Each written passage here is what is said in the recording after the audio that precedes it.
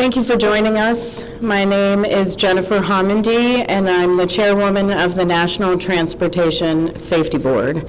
The National Transportation Safety Board is an independent federal agency that's charged by Congress with investigating every civil aviation and serious accident and serious incident in the United States and significant events in other modes of transportation. I want to start by expressing our deepest condolences, our sympathies on behalf of the entire board for those who lost loved ones in this terrible tragedy. Our thoughts, our prayers are with you. Entire communities were affected, and we are thinking of you. With me today is Bryce Banning. Bryce is a senior aircraft accident investigator with the National Transportation Safety Board. He's also going to serve as our investigator in charge of this investigation. Also with me today is the entire board. We have Todd Inman, member Todd Inman. Todd is going to serve as the board member on scene, the spokesperson for this investigation. All of the board members will be here. We have Vice Chairman Alvin Brown, member Mike Graham, who lived in Wichita for 20 years, and we also have member Tom Chapman. The NTSB's headquarters is just a mile from here, and so we are all here because this is an all-hands on-deck event. And we're here to assure the American people that we are going to leave no stone unturned in this investigation. We are going to conduct a thorough investigation of this entire tragedy, looking at the facts. Now, with that, I want to level set.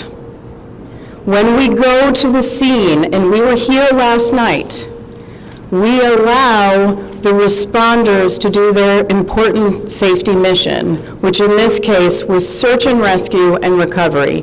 We stand back to allow them to do their important safety mission. And so this for us is our first full day on scene with our entire crew coming together. We have about nearly 50 people on scene, and in addition to our resources back at headquarters in our labs and throughout the agency. So with that said, we are not going to get into specific facts in this press conference. I want to level set here. We're going to get into our investigative process. As we are able to confirm factual information, we will provide that. I do want to say this is a whole of government effort. I was able to brief, along with others, the President of the United States and the Vice President this afternoon. I want to thank them for their leadership, for their tremendous support of the NTSB, for our investigators, and for the responders that are on scene doing an important mission. I also want to thank Secretary Sean Duffy, who I was communicating with early on after we first got word of this tragedy. We've been working together throughout the day, along with his team at the DOT and within FAA. I also want to thank Secretary Pete Hegseth, who was also integral in working with us today. Chris Rocheleau, the acting administrator of the Federal Aviation Administration. We've heard from many members of Congress on both sides of the aisle, and so I will say this is a tremendous, one more time, whole of government effort. I also want to take a moment and thank the many, many responders that have been on scene. It has been an incredible effort, and I will have a full list that I will provide, that we will provide tomorrow, but I do want to thank them for all their work. With that, I'm going to turn it over to Member Inman for additional remarks.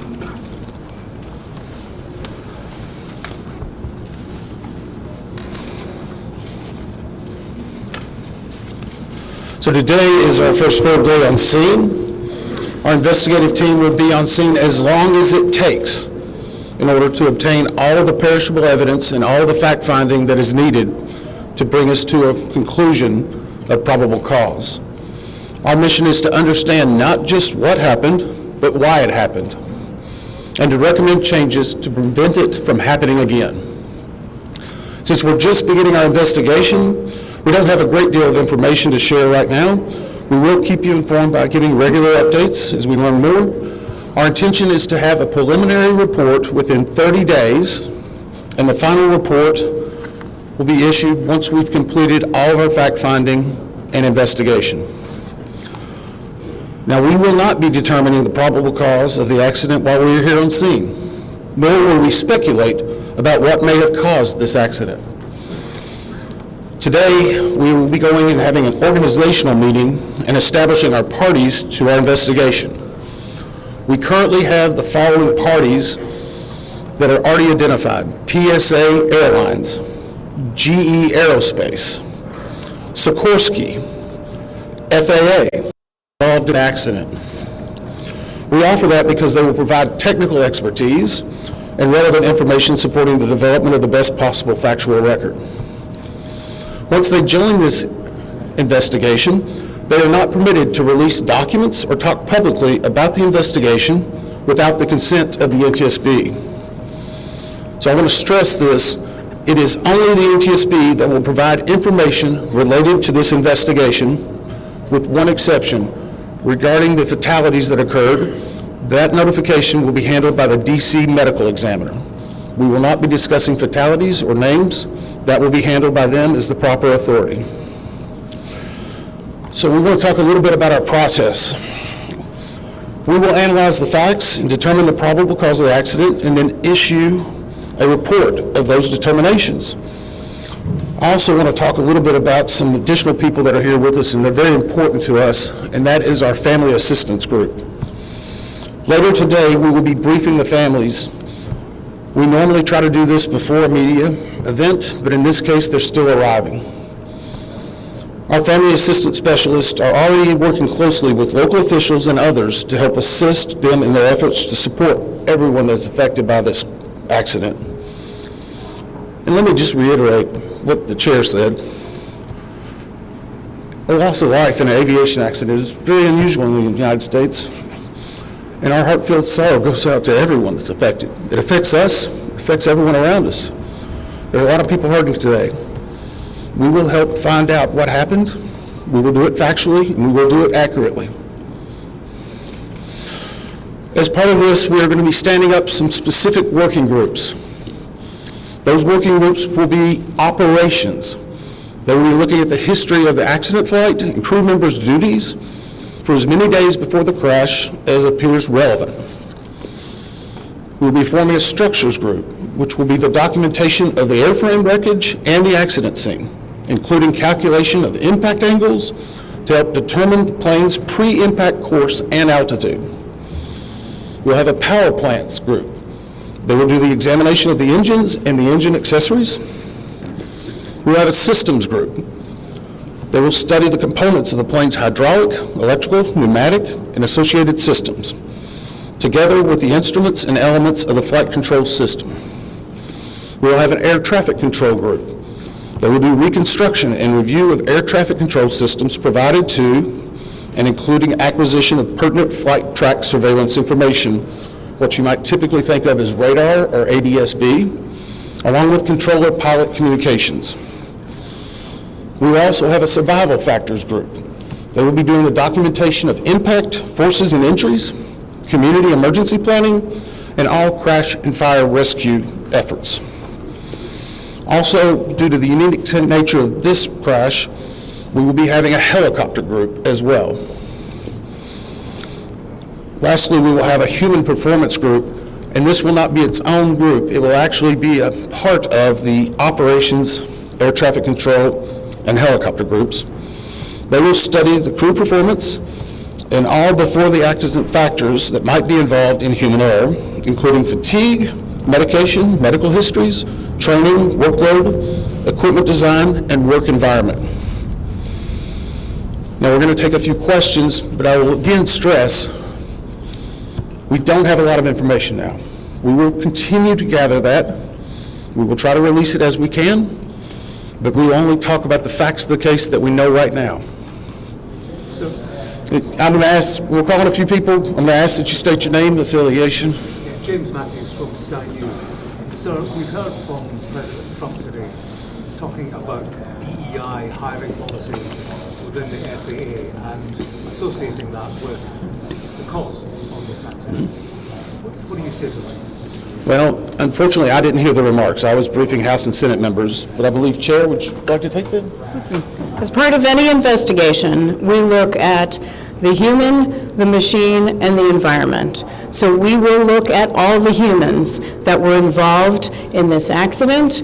Again, we will look at the aircraft, we will look at the helicopter, we will look at the environment in which they were operating in. That is standard in any part of our investigation. I'll turn it back. Chair, can I ask you, has the flight data recorder been recovered yet? And what is the difficulty in a water disaster like this, which presents a very difficult environment for your investigators and the people out of the water right now? Well, the question was on the flight data recorders. And we have not recovered the flight data recorders yet. We know they're there. They are underwater. This is not unusual for the NTSB. We have many times recovered flight data recorders in water. We have our lab right here that is about a mile from the NTSB, so it's not unusual. And once we get those, we'll be able to get those read and information from them to be able to provide further information to you. Chair, I'm going to turn it back over to Member Inman. Sir?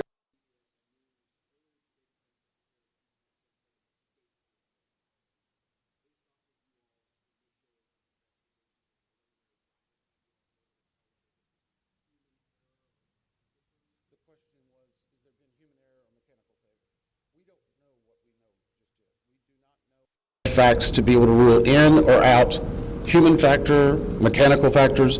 That is part of the NTSB investigative process, and where all of these groups will come together. It's one of the reasons why the NTSB is known as the gold standard. We will take the time that's necessary, but I'd also like to reiterate, if we find something that is a significant issue that warrants immediate action, we will not hesitate to make those recommendations and make them public. We have a good track record on that, and we want to continue doing so. Sir? Hello, Sir. Tom Costello with NBC News. Does it hurt your investigative process, maybe for the chairman, does it hurt your investigative process to have the president already suggesting possible causes here as you try to keep an open mind and begin this investigation? Thank you. Tom, with all due respect, I think the press also likes to state what probable cause is before we get to the probable cause. So what I'm going to say is you need to give us time. You need to give NTSB, it's not that we don't have information. We do have information. We have data. We have substantial amounts of information. We need to verify information. We need to take our time to make sure it is accurate. That's best for you. That's important for the families. It's important for legislators who are seeking answers to try to figure out what they're going to do about this. And so it will take time. We do have a lot of information, but we need some time to verify that. Yeah, member Chase Williams from Fox Business. I'm wondering about the conditions in the tower last night. Were there any performance issues in the past with any of these controllers? Anything of that? The question is about controllers. As I said, we were just now forming the groups. The controllers do have union representation, which they're entitled to. They'll be working with our party system and our party groups. They'll be conducting interviews. Those interviews will need to be analyzed, transcribed, and other team members will need to look over it. It'll be a long process, but we will go through the entire history. Michelle Belgray, The Independent. My question is for the chairwoman. Can you tell us more about what the president and the vice president's responses were when you briefed them this afternoon? Sure. So the question was about my briefing for the president and the vice president. As a standard, we offer briefings on our process and what we know, and this was a briefing with the President and Vice President and with Secretary Duffy and Secretary Hegseth and also the acting administrator of the FAA. There was discussion on what we know so far and our process, and that was about it. Madam Chairwoman, Stephanie Ramos with ABC News. Similar to Tom Costello's question, the President has stated what may have caused the crash, stating common sense. Does that affect your progress at all at this early stage? Yeah, so the NTSB, we conduct an important safety mission where we take a very careful approach. I'm sorry, the question was on speculating during investigations, which is we often hear about. What I will say is we look at facts on our investigation, and that will take some time. And at some point, we'll be able to provide that factual information, as Member Inman said, and provide that hopefully tomorrow. Hang on a second. Dave. James Jefferson from Reuters. Have you been able to retrieve the black boxes from the helicopter? Has the military decided whether they're going to read those to the NTSB? And what about the ATC tapes? So the question was about black boxes, which I refer to as black boxes, which are typically orange. We have not recovered any of the boxes involved yet. We feel comfortable and confident that we will be able to. Right now, recovery of life is probably the most important in those that were involved. I mean, there are still ongoing recovery efforts involving the fatalities involved, along with some debris is coming out as well. We will make sure that that perishable evidence is maintained. We have a great process for that. We will probably have more than one black box, so to speak. It's our understanding that the Sikorsky helicopter is equipped with some form of recording devices, and those will be read either by the DOD or by us. We have a good starting relationship with them, and we've already made agreements in order to be able to do that. So I feel comfortable in what we're going to be doing. The other question was about air traffic control. We received a very large package of information from the FAA at about 3 a.m., I believe, this morning. That is still being reviewed and analyzed. I would say there's a lot more information that usually comes in that than what you may find online and people might speculate about. And that is part of that overall process where we take the time to get the information correct and to make sure all the parties are engaged and involved and can fact check that information. One. Gabe Cohen from CNN. Can you tell me if the NTSB has reviewed this FAA internal report that has been cited by the New York Times indicating that the controller that was on duty at the time of the crash was doing a job that's usually done by two people? We have not reviewed any specific reports about the controllers at this time, at least from the leadership team. Our investigators are continuing to pull all that information. Their personnel records, their files, where they were at, whether they were fatigued, all that information will be part of that investigative process. But right now, we can't speculate on anything that may have been reported in the media until we get the opportunity to validate and understand how it impacts the investigation. We're going to take just a few more questions. Follow up on that. Sir? Yes, Oren Khanna, Zebra Magazine. What's the process and the logistics like of bringing the families in? Are they coming into the airport? And how are you going to sort of do the sensitivity of, treat the sensitivity of bringing them to the place where this tragedy happened? So the question is about the families. And many of those families are still en route. Some are still being notified from both the military and from the commercial crash. There is a family assistance facility that's being stood up by American and PSA Airlines in Bethesda, Maryland. They've already been working on that, standing it up. Our team from our disaster assistance team has also been coordinating with them. We plan on briefing them. It is customary that at some point, if the families wish to go to part of the accident site, that we would arrange such a thing, but it will only be when we know that it's safe, we have the correct perishable evidence, and we can do it in the proper modesty that should be for those family members. It will be a little bit of a process, but it will take some time. Sir, to follow up on the air traffic control system. Now, sir, how are you? I know that Marielle Carville with DC News now. We've heard from some witnesses saw people were able to come down the slides of the plane. Has there been any indication that people made it off the plane into the water? Well, again, we will not speak to the fatalities. The D.C. medical examiner will, but I think the D.C. fire chief this morning very succinctly said correctly that we believe there are no survivors. But were they off the plane? Like, did they even get out of the plane? Last question? So, hang on one second. Right now, we're going through the debris fields. Nothing we've seen would indicate that maybe slides or chutes were deployed. It was a very quick, rapid impact, but we've seen nothing in that regard so far from the evidence we had, but we still need to verify all of that information. One more question? Story San Francisco 7. Right here. Sure. Are you going to be looking at the family member's cell phone? Go ahead. Jeff Cook, ABC News. What do you know about the altitude of the helicopter at the moment of impact? And can you talk about the procedure for such helicopters in that area? The question was about the helicopter procedures, and in D.C. it's kind of a unique environment. We've been getting briefed more and more by the FAA. I'm not an air traffic control specialist, but they're actually helicopter zones, if you will, or tracks. And this one was transiting, I believe, from track 1 to 4 as part of their normal procedure. If you live in D.C., you see a lot of helicopters going down into this area, so there's a very well-defined system in that regard. As far as altitude, until we get the additional information, we can't validate or basically corroborate any of that until we get more of the electronic data and the data that's on the plane. I do want to clarify one question that also came about cell phones.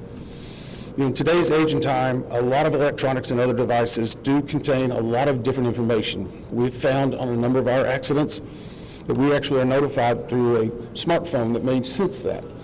As part of our process, we will obviously treat all of the effects of the deceased with dignity.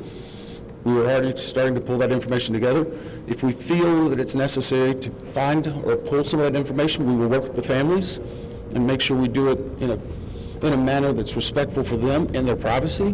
But right now, we don't have any plans specifically on that amount, on that area until we need to. Thank you very much. Thank you very much.